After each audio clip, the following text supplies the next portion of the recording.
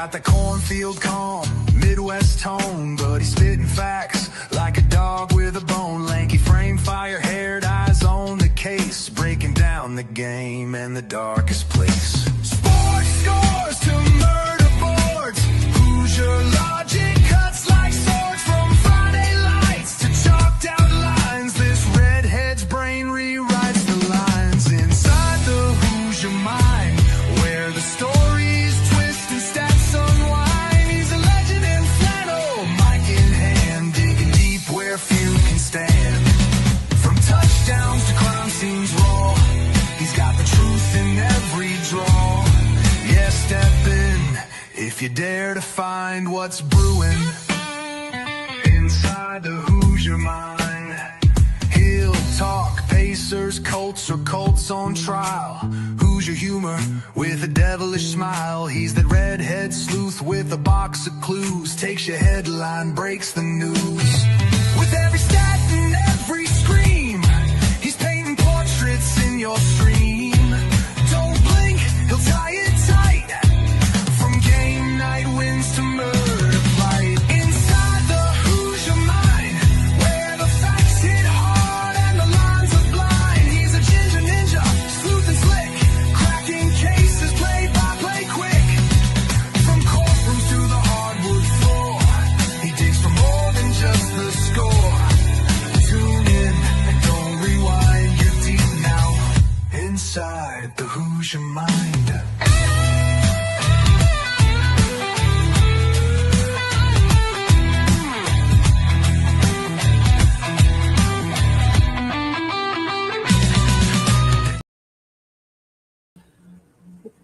All right. Apparently, it's just me. All right. What's up, everyone? Welcome into Inside the Hoosier Mind, brought to you by Military Broadcast Radio, helping give veterans a voice, as well as Gunfighter Beard Company. He is a Marine out of South Carolina who makes all of his products, basically by hand. He orders all locally here in the U.S. and ships here in the U.S. So if you want a great beard and great beard products, smell good, look good, feel good, definitely check out gunfighterbeardco.com for all of his great beard care needs. So, man, we are,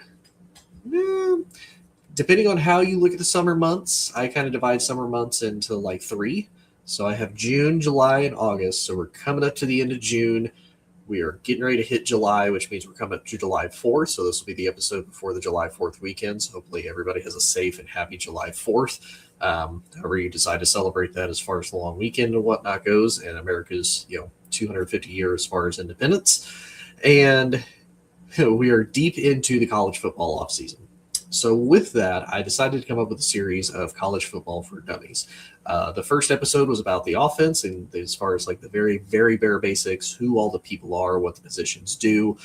Then I did defense and special teams. Then I did now I've decided to move on into the conferences. Last week I did the ACC, which I didn't know as much about, and I didn't have I don't really have much ties as far as like personal preferences or teams that I really root for or root against when it comes to the ACC. But one that I do know very well, because I've grown up watching it for so long and so many of the teams, is the Big Ten. And the Big Ten to me is probably one of the most interesting conferences. And I only say that because I, believe it or not, even though you probably don't see the correlation behind me, being an LSU fan, I live in Big Ten country. I've been in Big Ten country. I've even been stationed technically in Big Ten country for most of my military career. There was only about a span of a year where I was technically in Big 12/SEC country, if you really want to get technical, being stationed and living in Texas. But other than that, I've primarily lived in the Midwest or the East Coast, and technically all of it has been Big Ten country. So I wanted to go a little bit over the Big Ten as far as its history as a conference. It's the conference that is the biggest as far as the number of teams that it has. It's one of the oldest, and it's the conference that has had the three most recent national champions in Michigan, Ohio State, and Indiana. In that order, Indiana having won the most recent national championship. And this conference has a ton of rivalries to go along with it. So to give you an idea as far as the bare basics for the Big Ten was founded in 1896, so they turn 130 years old this year. They are headquartered in Rosemont, Illinois. Originally, they were the Intercollegiate Conference of Faculty Representatives officially from 1896 to 1987. There's also the Western Conference in 1896 to 1917, and the Big Nine from 1899 to 1917, and then again from 1946 to 1950. They have 28 sports, 14 men's, 14 women's, as far as teams and whatnot goes. Not teams, sports that are fielded. They have 14 men's versions of the teams, 14 women's versions of the teams. And the teams that are in the Big Ten, we have the University of Illinois, the Fighting Illini. We have Indiana University. We have the University of Iowa, Maryland, Michigan, Michigan State, University of Minnesota, the University of Nebraska-Lincoln, Northwestern, Ohio State, Oregon, Pennsylvania State, Purdue, Rutgers, UCLA, University of Southern California, the University of Washington, and the University of Wisconsin-Madison. So all of those schools. Now, the Big Ten has probably benefited the most as far as the most recent college expansion, because they got 4 of the teams that have had the most recent success in the Pac-12, as well as the 4 teams that have had a lot of historical success in the Pac-12, with USC and UCLA coming over. Not that Washington and Oregon hasn't had a rich history, but when you look at the overall entirety of USC and UCLA, their history is so great and so long, and USC has had so many Heisman winners, so many national champions, so many first-round picks come out of USC and UCLA. It's absolutely crazy. But to give you an idea as far as the founding members of the Big Ten, so when it was started in 1896, you had the University of Illinois, you had the University of Michigan, you had Minnesota, you had Northwestern, you had Purdue, and you had Wisconsin. So technically they had 6 teams, if I did my math correctly. Math is not my strong suit, so I did that wrong. Feel free to roast me in the comments. And then after that, in 1899, they expanded again. They added IU, they added Iowa, and then that was the 2. Yeah, those were the 2 other teams that they primarily added initially. And then the conference stayed pretty consistent there for a while until 1912. They added their next team. They added Ohio State in. And then the conference stayed until about 1917, when apparently there was an issue with Michigan. In April of 1907, Michigan was actually voted out of the conference for refusing to adhere to the league rules at the time of limiting football teams to no more than 5 games and players to 3 years of eligibility. And consequently, the athletic teams were independent from 1907 to 1908 and from 1916 to 1917. So Michigan was technically kicked out of the Big Ten, and then they were brought back into the Big Ten, which I think they're actually the only team to have that happen. But funny enough, they are also the reason why Michigan State was not allowed to join the Big Ten for the longest time, which, speaking of, after Michigan came back, Michigan State was actually the next team to be able to join in 1950. And then from 1950, they had all 10 other teams. So they didn't expand. They didn't add anybody else, all the way up until 1990. And then they finally brought in Penn State. Penn State was an independent for a long time. They finally bring them in. Kind of the same thing. Good historical school, big success. And they wanted better competition. They wanted to, really enhance things. So the conference stays quiet from 1990 until 2011. In 2011, they decide to bring in the University of Nebraska. Nebraska leaves the Big 8, now the Big 12. They leave them to come to the Big 10. More money, better prestige, better conference, better publicity, all of that. So they leave and join.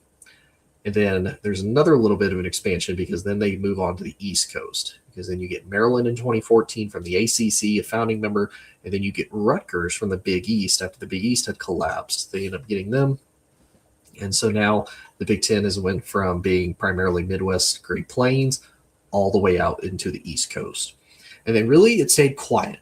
It stayed quiet from 2014 all the way up until 10 years later in 2024, when they bring in the 4 Pac-12 teams, or formerly Pac-12, in UCLA, USC, Washington, and Oregon.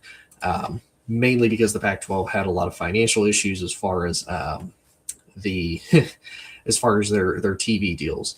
The Pac-12 commissioner at the time, George, I know his last name if I see it. I don't want to butcher it by not remembering it and misenunciating it both.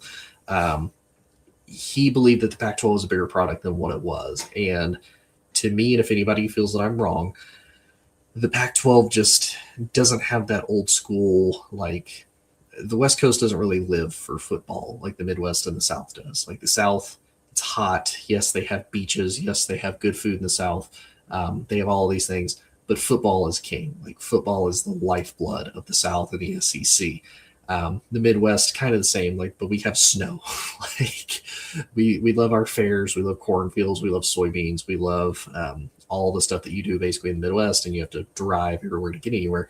But football is like the main thing that you deal with because it's so cold in the wintertime. You don't have anything else to do except be inside.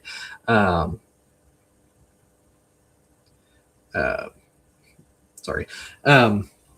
So to me, it felt like West Coast football was kind of dying. And credit to George, they had a lot of, they had a lot of interesting teams. Washington had just been in the national championship against Michigan, albeit they lost. Oregon was extremely competitive and is still competitive to this day. Ever since then, they've been a big brand. Utah was winning the conference and was fairly competitive.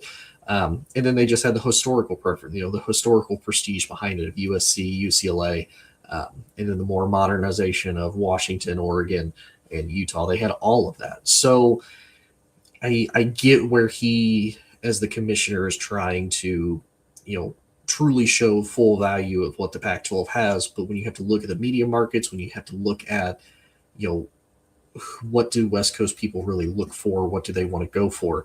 I'm not saying they don't like football. They probably enjoy it, but it's like there's always a significant time difference. It's like, yeah, I can watch a football game, or I can go to the beach, or I can go for a walk, or I can go for a run. You can do more modern day, and if you even want to go as far as using the definition of this term, progressive things to do than just sitting at home watching TV, and that's understandable. So the West Coast football was kind of dying. And so all of these Pac-12 teams decided they needed to get out. They needed to find a place to escape to. It was first broke by USC and UCLA that they had already decided they were going to try to join the Big Ten. They, I guess, put out some feelers, talked to people in the Big Ten. The Big Ten said, hey, we're going to extend an invitation. If you want to join the Big Ten, you're more than welcome to. So USC and UCLA were the first two to jump ship. Well, then after that, all the other teams were kind of scrambling. They're like, ooh, those are the two old school teams, have a lot of prestige, a lot of pull, a lot of big brand behind them. What do we do if they leave? Well, when they leave, everybody else starts to get antsy. Everybody else starts to get a little bit worried. So Oregon and Washington jump shortly after that. And then this is a Big Ten related, and I'll talk about this next episode as I talk about the Big 12. Then Colorado decides to go back to the Big 12. They leave the Pac-12. And then Utah, Arizona, and Arizona State all decide to leave. But the Big Ten probably got the most benefit because they had the 4 teams with some of the highest winning percentages since I believe it was like 2000, maybe it was 2010, one of the two, of highest winning percentages and the most wins out of those 4 teams coming into the Big Ten. So they got a pretty good benefit of, and they were really smart on, okay, this is who we're going to pick. We're going to pick big brands. We're going to pick brands that have been competitive. They've been competitive recently. And now with the introduction of NIL, so, a school like Oregon, a school like Washington, and definitely USC with all the alumni they have, they're able to funnel money into potentially being successful. So it's a cool conference. It is one of those, I'll be fully transparent personally. I'm not a fan of the West Coast teams being in there just because I grew up not seeing them there. To me, the Big Ten is definitely a more Midwestern conference, and that's what it was for an extremely long time, but that's just unfortunately not the case. But nonetheless, though, it does have a interesting group of rivalries. And I am going to take a quick break because I need to send a message to somebody real quick. So I'm going to take a quick break, and when I come back, we will talk about some of the rivalries that happen in college football. So when we come back.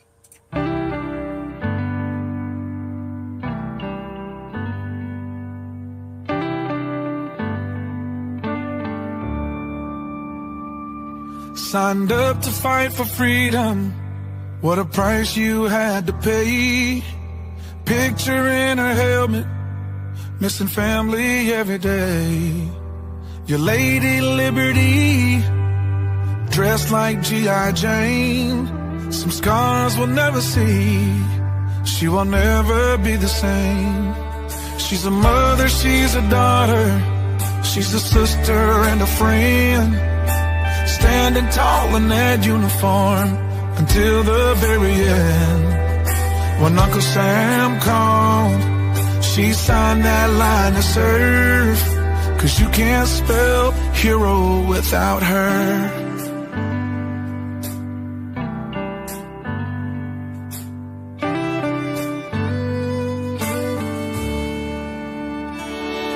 On that old dusty base with the meadows that shine, she's been to hell and back for the stars and the stripes.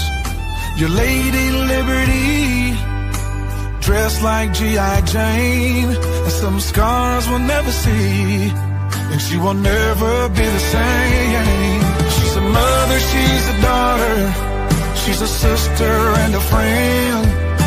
Standing tall in that uniform until the very end. When Uncle Sam called, she signed that line to serve. 'Cause you can't spell hero without her. Yeah, yes.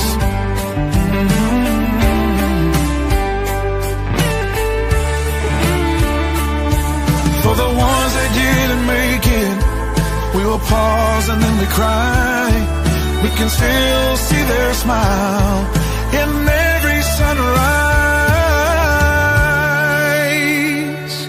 She's a mother, she's a daughter, she's a sister and a friend. Standing tall in that uniform until the very end. When Uncle Sam called, she signed that line to serve. 'Cause you can't spell hero without her. 'Cause you can't spell hero without her.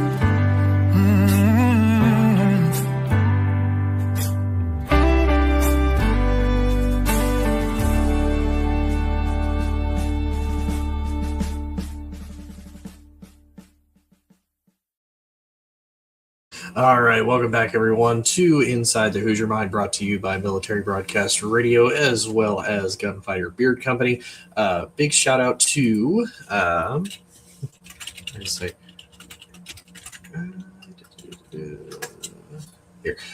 for Coffee Anderson for his song for "You Can't Spell Hero Without Her." Appreciate him. He's been a big supporter for an extremely long time of MBR, so we appreciate him. Letting us use his music and his video and whatnot for that. But we were talking about the Big Ten, the history of the Big Ten, the teams that have added on, why they've been added into the Big Ten. And one of the things I actually wanted to focus on as well is the rivalries in the Big Ten. And part of this is because when you think of rivalries, a lot of people, they'll think about they'll think about the SEC. They think about like the Iron Bowl, like Alabama versus Auburn. They think Georgia versus Florida. You can think Florida versus Florida State or Florida versus Miami, LSU versus Arkansas. There's so many rivalries just in the SEC. Well, the Big Ten, there's a significant number of rivalries, and some of the biggest probably in college football. And of course, this is a little bit of a tangent, but this goes off into the argument that a lot of college football fans have had of they didn't like that the Big Ten got a media contract deal with CBS.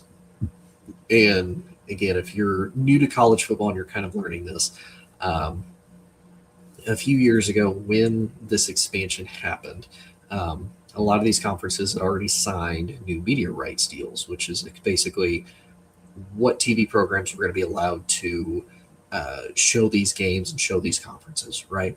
And each conference kind of had its own station already, and then you would sometimes have a little bit of like a trade of, oh, hey, if you have technically one of our teams, like we'll trade you this game for this game, and vice versa, as far as like the media rights and everything that goes into that.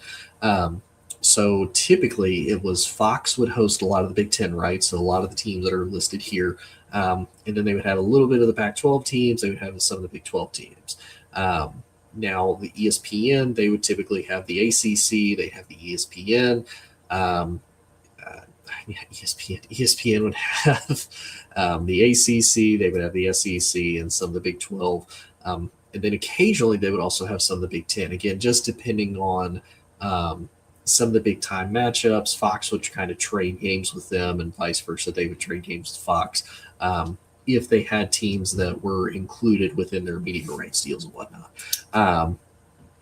But for the most part, when this expanded, Fox still retains a majority of the Big Ten rights. Then CBS, their deal with the SEC was actually expiring. They decided to go over to the Big Ten. They wanted to pay the Big Ten for some of their matchups instead, and be able to play host to the Big Ten championship, more of the basketball games, etc., as well as NBC. So the Big Ten kind of has their toes dipped in almost every major network provider with the exception of ESPN. Now, the only time Big Ten games go over to ESPN is, again, if they do the trade or if it's through the college football playoffs, and then ESPN will typically host some of the Big Ten games. So as far as some of the major Big Ten rivalries that we have, one of the biggest, they call it the game, is Ohio State versus Michigan. This actually goes as far back because there was territory in Ohio that both states were actually fighting for at one point. It eventually ended up getting settled, but for the most, and I believe Michigan technically, I think Michigan ended up getting the land, or Ohio did, one of the two. But nonetheless, that's why they hate each other. Ohio State and Michigan absolutely hates each other. It's probably one of the, deepest, most hated rivalry is between the Ohio State Buckeyes and the Michigan Wolverines. That's probably one of the biggest that the Big Ten has, that they really highlight every single year. Another one is Michigan State versus Michigan. The fact that it's a interstate rivalry. It's kind of funny. Michigan State, for a while there, was actually doing better than Michigan more in the early 2010s than anything. Since then, the script has flipped. But typically, for a long time, Michigan State was better at basketball than Michigan. And again, the script at least flipped prior to Michigan's head coach, Dusty May, winning a national championship last year, but he is now since leaving to go be the head coach of the NBA Dallas Mavericks. So that's a significantly big one. And kind of the other cool thing that you'll notice with some of these rivalries, especially more here in the Big West, it's states that are relatively close to each other. It's very much a geographical issue. So like Ohio and Michigan, super close. Michigan State, Michigan is within the same state. Nebraska versus Minnesota. Now that one, there's a little bit of a stretch there, but it's, the Great Plains right in the middle of the country. So Nebraska versus Minnesota is always a big one. Wisconsin versus Minnesota, right next to each other. And if you look into the NFL, that can even extend to, Wisconsin having the Packers in Green Bay, and Minnesota having the Vikings there. And it even spills over as far as college football goes with the Gophers versus the Wisconsin Badgers versus the Minnesota Gophers. And then in the state of Illinois, you have its own rivalry as well. You have Illinois versus Northwestern. So Northwestern is closer up to Chicago. Then you have Illinois kind of more in Champaign, kind of towards the middle of the state. They have typically pretty big beef. Michigan versus Minnesota, Battle of the M's. And I believe the actual name is like Battle of the Little Brown Jug or something like that. Some of these also have kind of cool little trinkets that they would have back in the day that they would actually use as a trophy and use as bragging rights, which I always thought was pretty cool. Let me make sure I have all of the rivalry names and the trophies that go along with them. Okay, so Michigan versus Michigan State, that's for the Paul Bunyan Trophy. Yeah, Michigan versus Minnesota is the Little Brown Jug. Let's see. Illinois versus Northwestern's Lane Lincoln Trophy, which makes sense. Illinois is Illinois Lincoln's boyhood home and the home where he was born at. I don't have it on here for a rivalry. There are some that are rivalries, but it's one of those like there's technically one. It's the Illbuck. It's Ohio State versus Illinois, and yes, it is it's a rivalry, but it's not really a rivalry because it's so just one sided towards Ohio State's side. Um, so I didn't even want to include it on here. Technically, you have Illinois versus Purdue. Again, I don't have it on here, but that's for the Purdue Cannon. Indiana versus Michigan State is another one. That's for the Old Brass Spittoon. That one's a pretty decent rivalry. Indiana versus Purdue, the Old Oaken Bucket. That happens every single year. And then you'll probably see here with the Iowa side, they have beef with Minnesota, Nebraska, and Wisconsin, all states that they're relatively close to. Geographically, it all makes sense. For against Minnesota, it's the Floyd of Rosedale Trophy. Against Nebraska, it's the Heroes Trophy. And then against Wisconsin, it's the Heartland Trophy. And again, there's some that I don't have on here, like Maryland versus Penn State. That kind of makes sense just because they're East Coast. They're relatively close to each other. It was easy geographically for them to play. Michigan versus Penn State is the Land Grant Trophy. You have Michigan versus Northwestern, technically, is the George Jewett Trophy. You have the game, which is Michigan versus Ohio State. You have Minnesota versus Nebraska. Apparently, I have never heard of this one as far as like the trophy. It's $5 bits of broken chair trophy. I have never heard of that in my entire life ever. I don't even think they've ever advertised that. If anybody is a Minnesota or the millions of Nebraska fans that are out there, can y'all confirm that? Is that true? I just kind of have a hard time believing that. You have Minnesota versus Penn State. They're the Governor's Victory Bell. And then you have Minnesota versus Wisconsin. That's another big one, like I mentioned. That's for Paul Bunyan's axe. So Paul Bunyan's trophy, the Paul Bunyan Trophy is Michigan versus Michigan State. Paul Bunyan's axe is apparently Minnesota versus Wisconsin. And apparently it used to be the slab of bacon trophy, which I feel like is kind of cool. If you would have kept that, I feel like that's kind of funny and practical. You have Nebraska versus Wisconsin. That's for the Freedom Trophy. And then some of these are considered quote unquote rivalries, but again, it's been so one-sided for so long. I don't necessarily see it. You have Ohio State versus Penn State. And then some of the Pac-12 rivalries, you have Oregon versus Washington. I feel like that is becoming more of a rivalry just because of the more recent success, especially on their run to the national title. You know, Washington swept Oregon every single time they faced them, which is honestly pretty impressive for them to be able to do. Then you have Oregon versus USC. Again, kind of makes sense. USC, kind of the more historical, older brand of the Pac-12, and then Oregon, more of the up-and-coming, more recent relative success as far as the conference and whatnot goes. And then you have UCLA and USC for the Victory Bell. That also continues on as far as in the Battle of Los Angeles. And there's a lot of other out-of-conference rivalries that happen with the Big Ten, I'd say more than the SEC. Most of them typically are like teams that they used to face previously in whether they were a part of the conference originally or they would just face pretty regular, like Nebraska when they were part of the Big 8 / Big 12. They would face Colorado a lot. They would have the Bison Head Trophy. Maryland, if they face Navy, is the Crab Bowl. Indiana versus Kentucky is the Bourbon Barrel. Iowa versus Iowa State still happens. That's for the Cy-Hawk Trophy. Notre Dame is a part of a lot of these because Notre Dame would face Michigan State a lot. That's for the Megaphone Trophy. Then you have against Michigan, Missouri versus Nebraska for those another Victory Bell. You have Northwestern versus Notre Dame for the Shillelagh. You have Notre Dame versus Purdue for the Shillelagh Trophy. And then you have Notre Dame versus USC for the Jeweled Shillelagh. One that apparently they just recently found the actual trophy for.